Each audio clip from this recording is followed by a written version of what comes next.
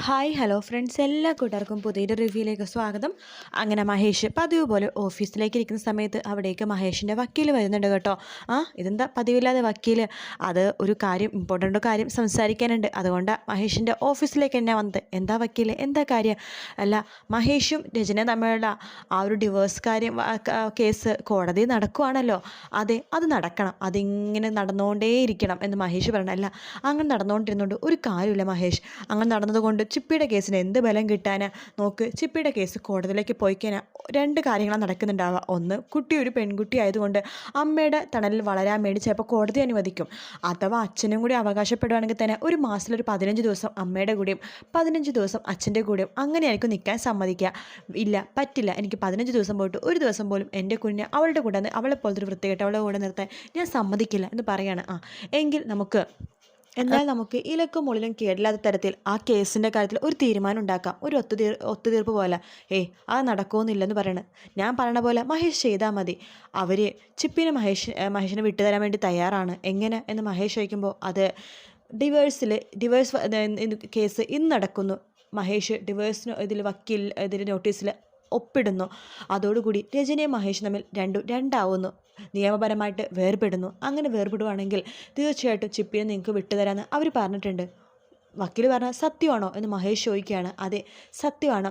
അങ്ങനത്തെ ഒരു എഗ്രിമെൻ്റ് ഉണ്ടാക്കാമെന്ന് അവർ പറഞ്ഞിട്ടുണ്ട്. അവർക്ക് ചിപ്പിനേക്കാൾ വലുത് ഡിവേഴ്സാണ് എന്ന് പറയാണ്. ശരി, അങ്ങനെയാണെങ്കിൽ ഞാൻ ഡിവേഴ്സിൽ ഒപ്പിടാം. പക്ഷേ ചിപ്പിനെ എൻ്റെ കൂടെ വിടണം എന്നുള്ളതിന് എഗ്രിമെൻ്റ് വേണം. അതുമാത്രമല്ല, ചിപ്പിനെ ഒരിക്കൽ പോലും ഇനി അവൾ കാണാനും പാടില്ല. അതൊക്കെ നമുക്ക് എന്താ ചെയ്യാം മഹേഷ് എന്ന് പറയണം. എങ്കിലും ശരി, എന്ന വക്കീൽ അതായിട്ട് തുടർന്ന് മുന്നോട്ട് പോയിക്കോളൂ, ഞാൻ ഡിവേഴ്സിന് റെഡിയാണ് എന്ന് മഹേഷ് പറയണം. ശരിയെന്ന് പറഞ്ഞിട്ട് വക്കീലൊരു മാതിരി ചിരിച്ചുകൊണ്ട് അവിടെ നിന്ന് അങ്ങോട്ട് പോകുക കേട്ടോ. അതിനുശേഷം മഹേഷ് അവിടെ ഇരിക്കുന്ന സമയത്ത് വിവേക് അങ്ങോട്ടേക്ക് വരുവാണ്. വിവേകിനെ കാണുന്നത് മഹേഷിനാകെ ദേഷ്യം വരികയാണ്. വിവേകൊക്കെ തലയും കുമ്പിട്ട് മഹേഷിൻ്റെ അടുത്ത് വരുവാണ്. മഹേഷ് എന്ന് പറയുമ്പോഴേക്കും ഒരൊറ്റ അടി വെച്ച് മഹേഷ് വിവേകിൻ്റെ മുഖത്തേക്ക് കൊടുക്കാട്ടോ. നീ എന്ത് വൃത്തികേടാ കാണിച്ചു? ഒരു പെൺകുട്ടിയുടെ ജീവിതം നീ തകർത്തില്ലേടാ.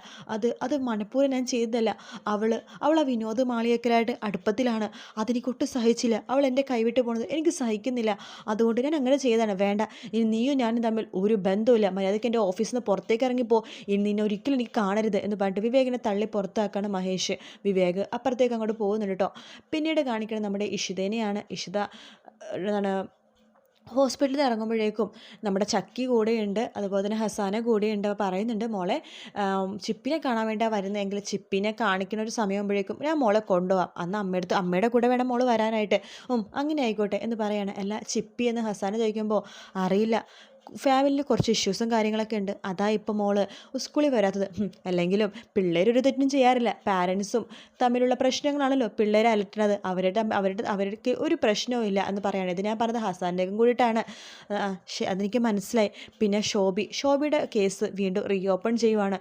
ഹസനക്ക് തോന്നുന്നുണ്ട് ഷോബി അങ്ങനത്തെ ഒരു തെറ്റ് ചെയ്യുമെന്ന്. ഷോബിനെ പുറത്തിറക്കാതിരിക്കാൻ വേണ്ടി ഒരുപാട് പേര് കളിക്കുന്നുണ്ട്. അങ്ങനെ കളിക്കുമ്പോൾ തന്നെ മനസ്സിലായിക്കൂടെ ഹസാന, ഷോബി ഒരു തെറ്റും ചെയ്തിട്ടില്ല, ഷോബ് പുറത്തു നിന്ന് മറ്റുള്ളവർ ഒരുപാട് പേര് പേടിക്കുന്നുണ്ടെന്ന്. അതെ, ഒരുപാട് പേര് പേടിക്കുന്നുണ്ട്. ആരോഗ്യമന്ത്രി ഉണ്ടല്ലോ, അയാളെൻ്റെ മുഖത്ത് നോക്കി വെല്ലുവിളിച്ചതാ. അതുകൊണ്ട് എനിക്ക് ഉറപ്പാണ് ഷോബി തെറ്റ് ചെയ്തിട്ടുണ്ടാവില്ലെന്ന്. ഇപ്പം ഏറെക്കുറെ എനിക്കും അത് വിശ്വാസമാവുന്നുണ്ട് എന്ന് ഹസനെ പറയുക കേട്ടോ. എങ്കിലും ശരി, നിങ്ങളെന്നാ വിട്ടോ, സമയം ഒരുപാടായല്ലോ. പിന്നെ ഇവിടെ ഒരു റിസപ്ഷനിസ്റ്റിൻ്റെ വാക്കൻസി ഉണ്ട്, ഹസാന സമയം കിട്ടുമ്പോൾ ഒന്ന് അപ്ലൈ ചെയ്തിട് എന്ന് പറയാണ്. അങ്ങനെ ഞാൻ നാളെ തന്നെ അപ്ലൈ ചെയ്യാമെന്ന് ഹസാന പറയാണ്. അങ്ങനെ ചക്കിനെയും കൂട്ടിക്കൊണ്ട് പോവാണ്. തിരിച്ച് വീട്ടിലേക്ക് നമ്മുടെ ഇഷിത പോകുക കേട്ടോ. അതേസമയം വീട്ടിലേക്ക് എത്തുന്ന ഇഷിത ഫ്ലാറ്റിൻ്റെ മുമ്പിൽ വണ്ടി പാർക്ക് ചെയ്ത് ഇറങ്ങുമ്പോൾ തന്നെ നമ്മുടെ മഹേഷ് വണ്ടി പാർക്ക് ചെയ്ത് അവിടെ നിന്ന് ഇറങ്ങുക കേട്ടോ. അതിനുശേഷം ഇഷിത മൈൻഡ് ചെയ്യാത്ത പോലെ പോകുമ്പോഴേക്കും ഡോക്ടർ ഇഷിത എന്ന് പറഞ്ഞിട്ട് മഹേഷ് വിളിക്കുകയാണ്. എന്താ CEO മഹേഷ് എന്ന് പറയുമ്പോൾ, CEO, അത് കൊള്ളാം ചേട്ടാ, എന്നെ ഓർമ്മയുണ്ടോ എന്നിങ്ങനെ ചോദിക്കുകയാണ്.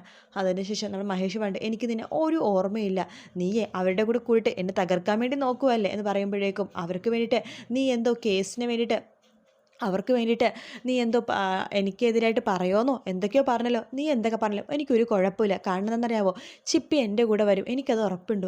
നിങ്ങൾക്കിപ്പോൾ ഭയങ്കര ആത്മവിശ്വാസമാണല്ലോ. അതെ, നാളെ കോടതി കൂടുമ്പോൾ തിരിച്ചു വരുമ്പോൾ ചിപ്പി എൻ്റെ കൂടെ ഉണ്ടാകും എന്ന് പറയാണ്. നീ അവർക്ക് വേണ്ടി എന്ത് പറഞ്ഞാലും മൊഴി കൊടുത്താലും എനിക്കൊരു കുഴപ്പമില്ല എന്ന് പറയാണ്. അതിനുശേഷം നമ്മുടെ ഇഷിത പറഞ്ഞിട്ട്, നമുക്ക് കാണാം എന്ന് പറയണം. കാണാം എന്ന് മഹേഷ് പറയാണ്. അങ്ങനെ മഹേഷ് ഭയങ്കര സന്തോഷത്തിൽ അകത്തേക്ക് കയറി പോകുക കേട്ടോ.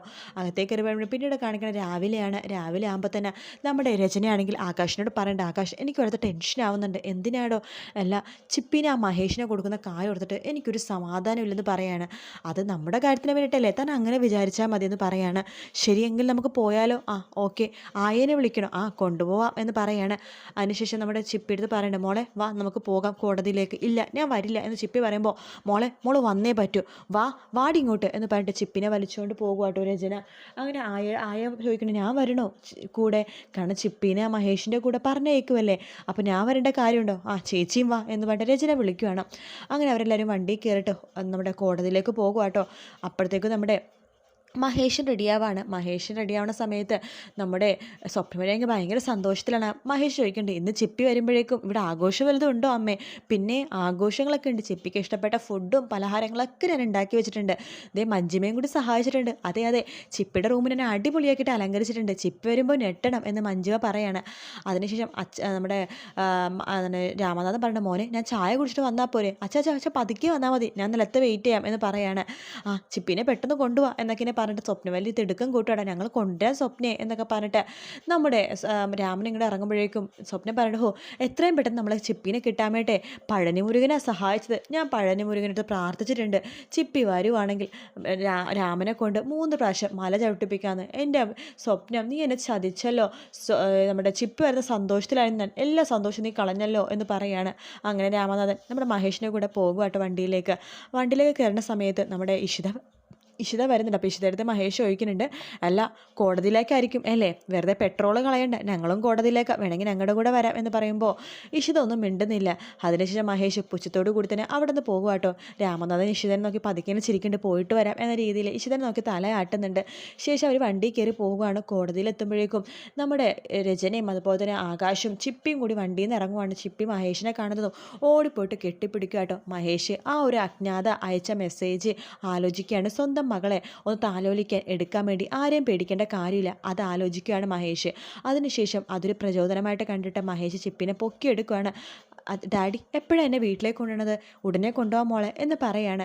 അതിനുശേഷം നമ്മുടെ അച്ഛൻ പറയുന്നുണ്ട്, മോനെ അവർ കൊണ്ടുവന്നോളും, വേണ്ട അച്ഛൻ എൻ്റെ മോളെ ഞാൻ കൊണ്ടുപോയിക്കോളാം, അല്ലെങ്കിൽ വേണ്ട മോൾ അവരുടെ കൂടെ പോയിക്കോ, കോടതി കഴിയുമ്പോൾ അച്ഛൻ മോളെ വീട്ടിലേക്ക് കൊണ്ടുപോകാം എന്ന് പറയാണ്. അങ്ങനെ നമ്മുടെ മഹേഷും അതുപോലെ തന്നെ രചനയും ആകാശും വക്കീലിൻ്റെ കൂടെ അങ്ങനെ കോടതി റൂമിൽ ഇങ്ങനെ ഇരിക്കുക കേട്ടോ.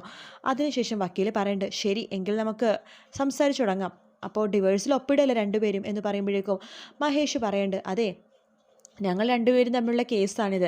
ഇയാൾ ഇതിന് ഇവിടെ ഇരിക്കണം, ഈ ആകാശ്, ഇയാൾക്ക് എന്ത് അധികാരമുള്ളത്? മൂന്നാമതൊരാൾ ഇവിടെ ഇരിക്കേണ്ട ആവശ്യമില്ല, ഇയാളെ പറഞ്ഞ് പുറത്താക്ക് എന്ന് പറയാണ്. ആ സമയത്ത് വക്കീൽ പറയുന്നുണ്ട്, അത് ശരിയാ ആകാശ് സർ, ഒന്ന് പുറത്തിരിക്കാവോ എന്ന് ചോദിക്കുമ്പോൾ ആകാശിനാകെ ദേഷ്യം വരും കേട്ടോ. അങ്ങനെ ആകാശ് പുറത്തേക്കിരിക്കുകയാണ്. അതിനുശേഷം നമ്മുടെ വക്കീൽ പറയുന്നുണ്ട്, ശരി എന്നാൽ ഡിവേഴ്സിൽ ഒപ്പിടാം, അപ്പോൾ എഗ്രിമെൻറ്റും കാര്യങ്ങളൊക്കെ നമുക്ക് പരസ്പരം കൈമാറാം എന്ന് പറഞ്ഞിട്ട് എഗ്രിമെൻറ്റ് രണ്ടുപേർക്കും വായിക്കാൻ വേണ്ടി കൊടുക്കുകയാണ്. മഹേഷ് ഒപ്പിടുന്നുണ്ട്. അതുപോലെ തന്നെ നമ്മുടെ രജനിയും ഒപ്പിടുന്നുണ്ട്. മഹേഷ് പറയുന്നുണ്ട്, അല്ല കുഞ്ഞിനെ കൈമാറുന്ന എഗ്രിമെൻറ്റും, അത് ഞാൻ മറന്നു എന്ന് വക്കീൽ പറഞ്ഞിട്ട് ആ നോട്ടീസ് മഹേഷിൻ്റെ കയ്യിലേക്ക് കൊടുക്കുകയാണ്. അത് മഹേഷിനെ കൈമാറുന്ന ആ ഒരു എഗ്രിമെൻ്റ് ആട്ടോ. അത് വായിച്ചു നോക്കുകയാണ് മഹേഷ്. അതിനുശേഷം അതിലേക്ക് രജനി മഹേഷ് ഒപ്പിടുന്നുണ്ട്. ശരിയെങ്കിൽ അപ്പോൾ നിങ്ങൾ തമ്മിലുള്ള ഡിവേഴ്സ് നടന്നു, ഇനി നിങ്ങൾ രണ്ടുപേരും രണ്ടാണ് എന്ന് മഹേഷിനോട് രജനിയെടുത്ത് പറയാണ്. ശേഷം നമ്മുടെ മഹേഷ് പറഞ്ഞു, അപ്പോൾ കുഞ്ഞിനെ എനിക്ക് കൊണ്ടുപോകാം അല്ലേ? ആ കുഞ്ഞിനെ കൊണ്ടുപോകാം എന്നൊക്കെ വക്കീൽ പറയുന്നുണ്ട്. മഹേഷ് സന്തോഷത്തോടെ പുറത്തേക്ക് പോകുമ്പോഴേക്കോ മഹേഷിൻ്റെ വക്കീലുണ്ടല്ലോ, അയാൾ മഹേഷിനെ ചതിച്ചതാണ് കേട്ടോ. അയാൾ മറ്റേ വക്കീലിനെ കൈ കൊടുക്കുകയാണ്. അപ്പോൾ നമ്മൾ ഓക്കെ എന്നൊക്കെ പറഞ്ഞിട്ട് കൈ കൊടുക്കുകയാണ്. എന്തായാലും മഹേഷിനെ ചതിച്ച ഒരു ഭാഗത്തോട് കൂടിയിട്ടാണ് ഇന്നത്തെ എപ്പിസോഡ് തീരുന്നത്. മഹേഷ് എന്തായാലും കുഞ്ഞിനെയും കൊണ്ട് വീട്ടിലേക്ക് പോവില്ല കേട്ടോ. മഹേഷിന് വലിയ എന്തോ ഒരു പണിയാണ് വക്കീലന്മാർ കൊടുത്തിരിക്കുന്നത്. വീഡിയോ ഇഷ്ടപ്പെട്ടെങ്കിൽ ലൈക്ക് ചെയ്യുക, സബ്സ്ക്രൈബ് ചെയ്യുക, കമൻറ്റ് ചെയ്യുക. മറ്റൊരു വീഡിയോ ആയിട്ട് വീണ്ടും കാണാം. Take care, bye bye.